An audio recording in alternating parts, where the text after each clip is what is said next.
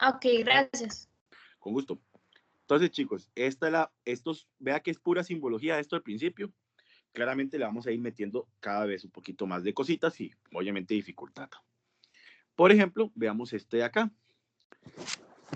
Ve ahí, dice, determine por notación de extensión el conjunto B, que ahorita lo vamos a explicar, y valide cada una de las siguientes proposiciones. Bueno, ahorita nos preocupamos por las proposiciones. Voy a escribir el conjunto B un poquito más grande y vamos a explicar qué quiere decir esto.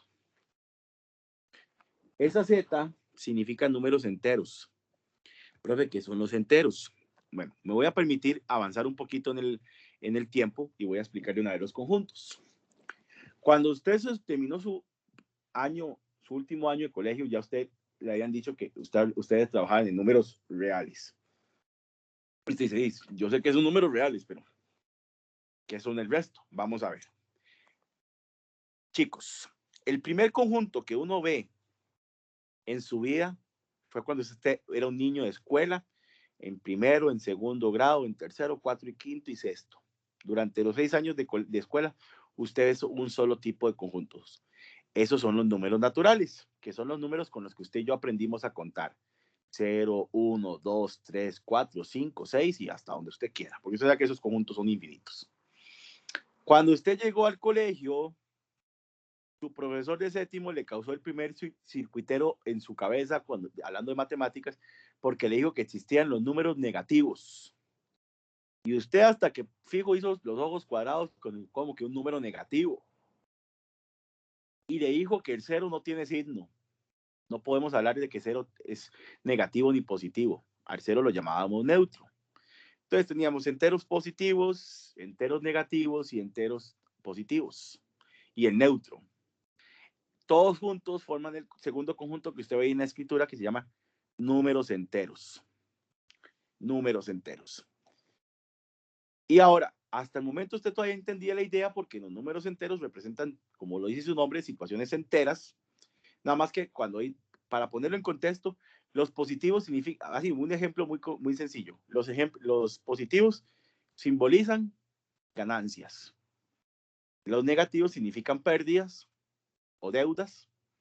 Y el cero significa que usted está en balance, por eso se le llama neutro. Entonces, todavía uno decía, hey, todavía estoy pura vía, todavía no me han metido nada. Y cuando llegan a noveno, tome las fracciones. Y las fracciones son aquellos números que se expresan como una división. Un número entero también es un número que es una fracción. Si usted quiere ver el número 3 como una fracción, ponga 3 sobre 1 y eso ya es una fracción. Y ese conjunto lo llamábamos números racionales. Racional no viene de raíz, racional viene de la palabra razón, y la palabra razón quiere decir división. Y usted dice, y sí, es por ejemplo cuando a usted le dicen un cuarto de taza de tal cosa, un cuarto de libra con queso, qué rico, ya me antojé una hamburguesa. Bueno, en fin, media pizza, medio kilo, todas esas. Entonces dice, ok, todavía juega, todavía entiendo.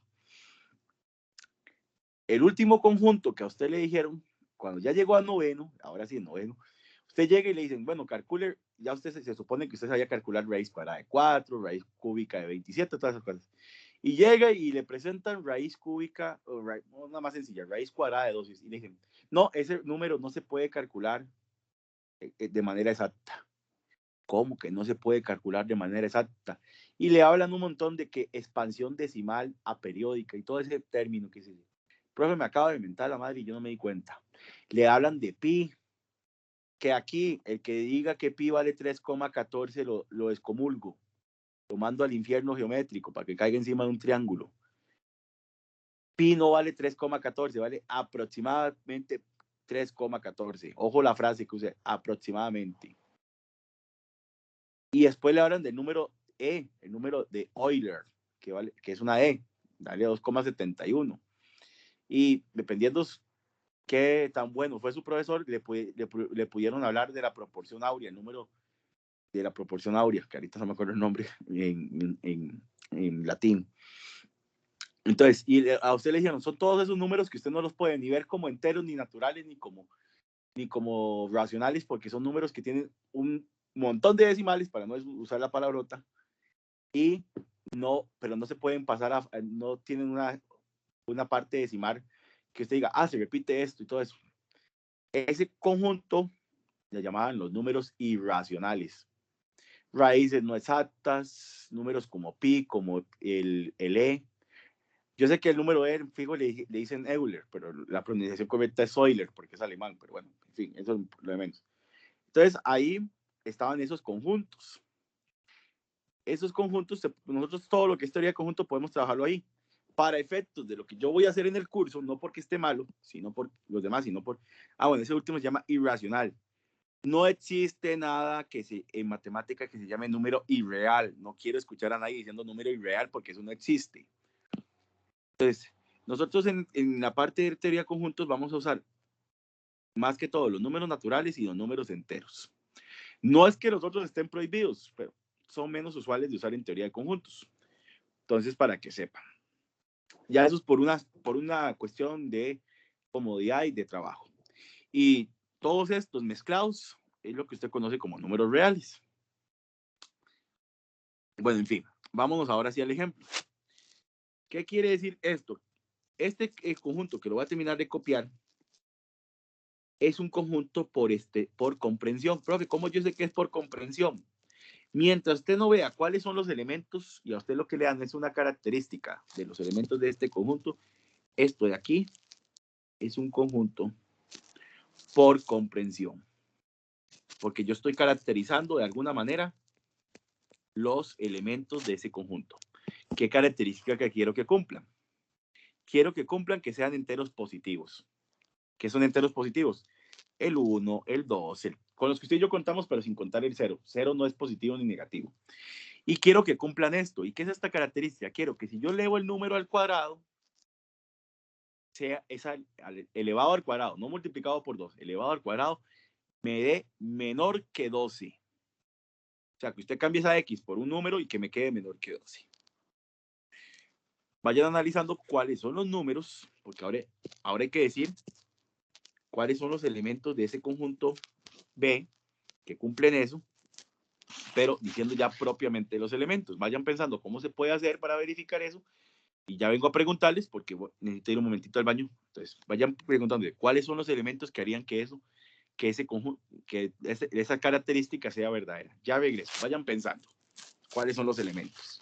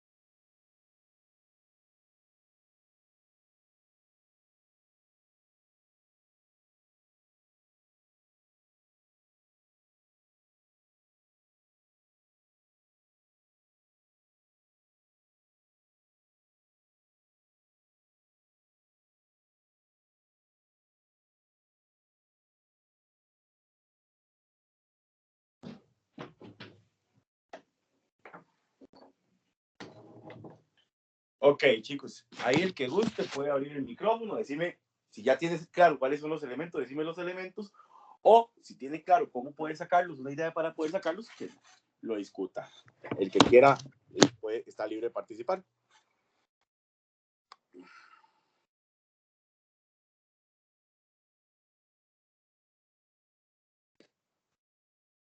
¿Cuáles son los elementos de ese conjunto o cómo se podrían determinar?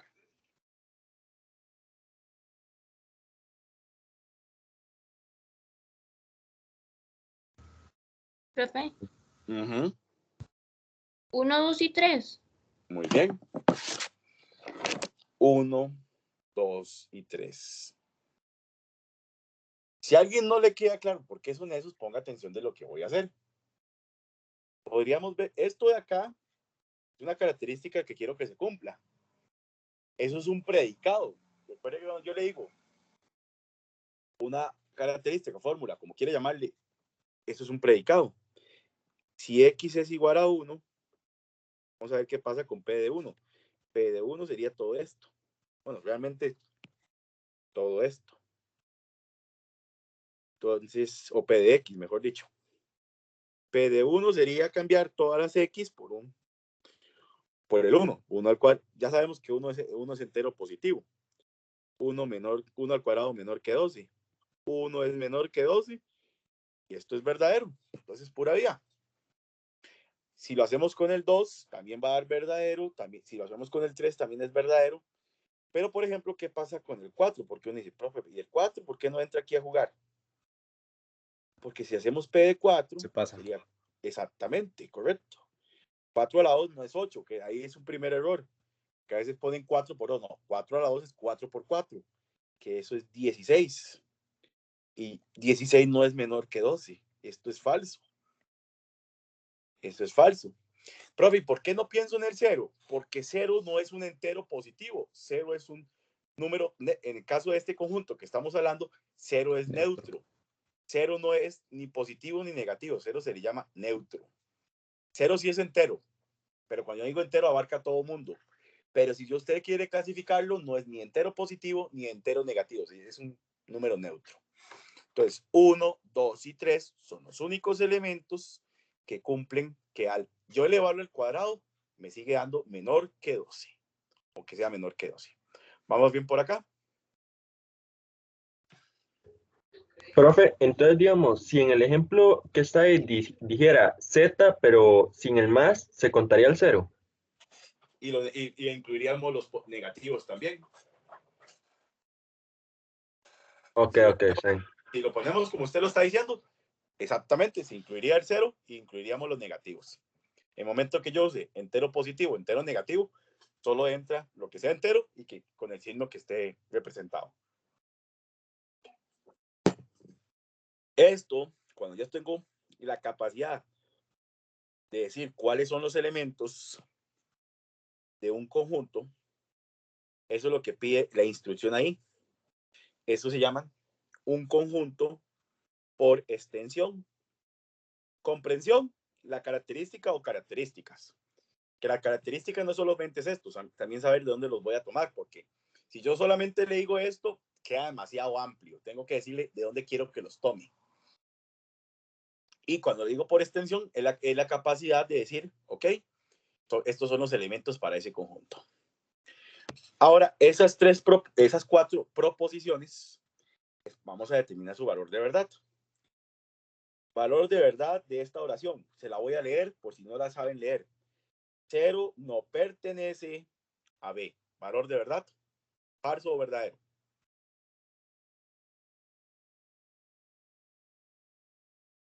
Verdadero. Verdadero. De fijo, 0 no pertenece a B. Eso es de fijo. Aquí tenemos 2 a la 3. 2 a la 3 es 8. Entonces esta oración estaría diciendo 8 pertenece a B. Valor de verdad.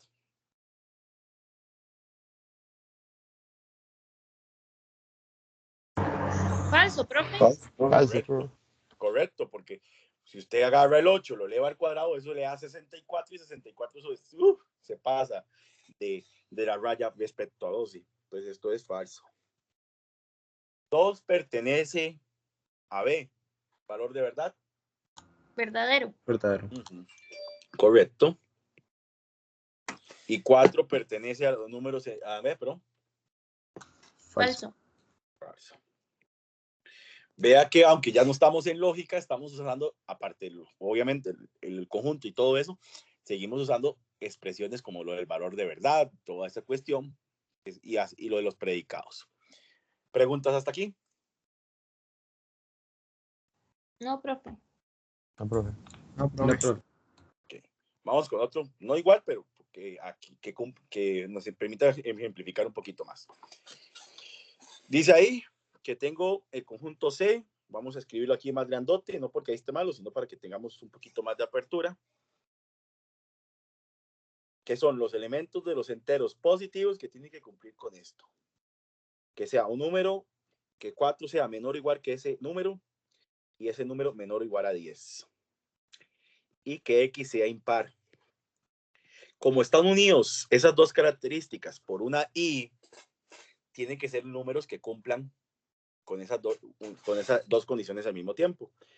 Vuelvo a repetir, cuando usted está caracterizando el conjunto o los elementos del conjunto, esto es un conjunto por comprensión. Un conjunto por comprensión.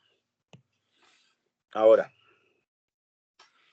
decir cuáles son estos elementos es lo que vamos a conocer como un conjunto por extensión. ¿Cuáles serían los elementos que cumplen con esas características?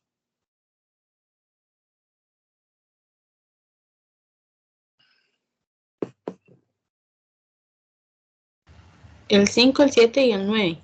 Correcto. Si usted pensó en el 1, pensó en el 3, no está mal porque son impares, pero no, por esta primera característica no me sirve. 5, 7 y 9. Entonces, usted tiene que ir viendo qué es lo que se le pide que cumpla a los elementos para poder saber, determinar exactamente quiénes son los elementos de este conjunto. Esto, repito, en este caso es lo que, cuando yo soy capaz de decir los elementos, es lo que llamamos un conjunto por extensión. Consultas.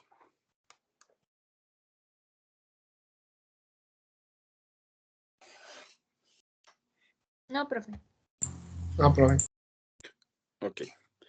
Vamos a irnos a definir un par de cositas que no vienen en el documento, que son primordiales para nosotros. Son súper primordiales para nosotros. Y vamos a usar este super post-it que tengo por acá. Entonces, primera cosa. Vamos a darnos un conjunto de un solo elemento. Pongámosle 7. Puede ser cualquier elemento. Esto es lo que se conoce como un conjunto unitario. Conjunto unitario es, vamos a ponerlo aquí en palabras bonitas, un conjunto unitario. Vamos a poner una letra bonita, tamaño de letra bonita. Vamos, ya casi se lo pongo. Que me interesa que quede bien bonito para que no se le olvide ese concepto, porque sí es bastante usado para nosotros. Entonces, conjunto unitario. Un conjunto que contiene, oíme mi conejito, conjunto que contiene un solo elemento. Eso es importante. Conjunto unitario. Conjunto que contiene un solo elemento. En el momento que usted le meta más, pues ya claramente deja de llamarse unitario. Entonces, para que sepa. Ahora, algo que tal vez está usted muy acostumbrado a, por ejemplo, verlo así, a ver un conjunto con elementos sueltos, o sea, números o letras. Algo así, todo bien. Cada uno de esos, aquí pongamos uno más para que no sea solamente de dos. Todo el mundo se pone feliz de la vida cuando ve eso. Donde causamos controversia es, por ejemplo, acá. Usted empieza a normar 1, 3, y yo llego y le complico la existencia y meto un conjunto dentro de otro conjunto. Usted dice, ahora sí, la chancha torció el rabo, decía mi querido profesor, que en paz descanse. Esto es un elemento. Esto es otro elemento. Todo esto, aunque está entre llaves, es un solo elemento para el conjunto D. En el momento donde yo le voy metiendo gente al conjunto, cada uno de ellos es elemento. 1 pertenece a D. Eso es verdadero. 3 pertenece a D. Eso es verdadero. Ese conjunto que yo metí, el conjunto formado por A y B, yo sé que eso es un conjunto, pero en el momento que yo se lo metí a D o al conjunto que sea, él es un elemento. Cada cosita que yo le meta aquí, digamos el 1, el 3 y todo esto, es un elemento de D. Profe, pero es que ese último no es un conjunto, no es un elemento, es todo un conjunto. Sí, yo lo sé. Es el conjunto formado por A y B. Pero como está dentro de D, lo que yo le meta a D o al conjunto que sea, lo que yo le meta, independientemente cómo se escriba, es un elemento. Entonces, para que lo tengan en cuenta. Yo veo por ahí que hay una cuestión que se llama subconjunto, pero ya eso es otra historia. Repito, cuando yo voy metiendo elementos, voy metiéndole cositas, no importa cuál sea lo que estoy metiendo, un número suelto, una letra suelta, lo que sea. O, como en este caso, que yo metí otro conjunto, yo sé que esto de aquí es un conjunto, pero para el conjunto D, él es un elemento. Lo que yo le meta a D, todo es un elemento. Y no se puede separar porque esto es un solo conjunto, pero para D es un elemento. Entonces tengan cuidado con eso porque a veces se enredan. Si usted ve que eso, por ejemplo, esto, está dentro de D, o la letra que sea, el conjunto que se dé, la gana uno, eso es un elemento para ese conjunto. Profe, pero es otro conjunto. Sí, yo sé que es otro conjunto, pero al estar dentro de D por la simbología, por la escritura, él es un, perdón, él es un elemento de D. ¿Vamos bien hasta acá? Sí, profe. Sí, profe. Ok, bueno. Acá, este es un ejercicio bastante interesante. Dice así, determine si una posible notación por comprensión del conjunto A corresponde a eso de acá. Este conjunto A, en este momento, formado por 0 y por 1, este conjunto A es lo que llamamos un conjunto por notación, porque soy capaz de decir cuáles son sus elementos. Cuando este otro conjunto A no es que sea otro conjunto. No es que sea otro conjunto. Me están preguntando que si esta escritura que estoy terminando aquí a ustedes de transcribirla, si esa escritura es capaz de ser la escritura por comprensión de ese conjunto por notación. O sea, si yo el conjunto representado por 1 y 0, soy capaz de representarlo con esas características. ¿Cómo hago para verificar que eso sea verdadero? Viera que no es nada complicado. Ponga atención y no se va a ver que no es nada complicado. Vamos, recuerde que todo esto, que voy a señalar en rojo, todo esto es un predicado. No voy a agarrar cualquier número real. A mí me interesa el 0 y el 1 porque quiero ver si verdaderamente esos conjuntos, el conjunto A se puede escribir así. Entonces, voy a tomar X igual a 0. Vamos a probar P de 0. Profe, si yo cojo P de 1, todo bien, hágalo, no hay problema. Profe, y aquí, profe, si quiero coger P de 2, no, porque lo que yo quiero verificar que si los elementos de este conjunto se pueden representar así. No me interesa irme para otros elementos. Pero entonces, ¿para qué dice que son números reales? Porque le tengo que dar un contexto de dónde estoy trabajando los números. P de 0 sería 0 al cuadrado. Vamos a ponerle ahí color cuando voy a reemplazar la X. 0 al cuadrado mayor o igual, o menor o igual a 0. O 0 menos 1 igual a 0.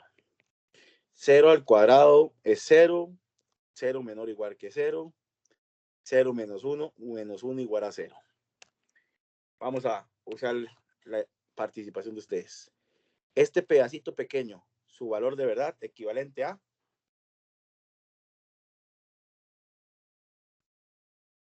Verdadero. verdadero.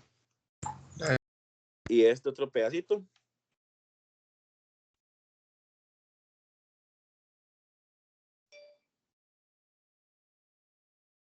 Falso, profe. muy bien. Si yo le pregunto por el valor de verdad de P de 0, ¿qué concluimos?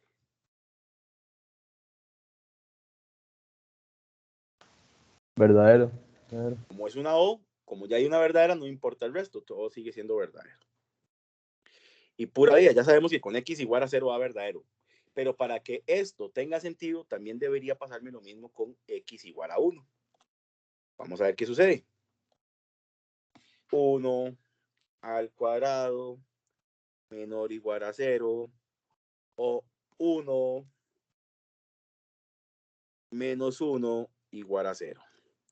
1 al cuadrado seguirá siendo 1, menor o igual que 0, y 1 menos 1 seguirá siendo 0. Valor de verdad para este primer pedacito. Falso.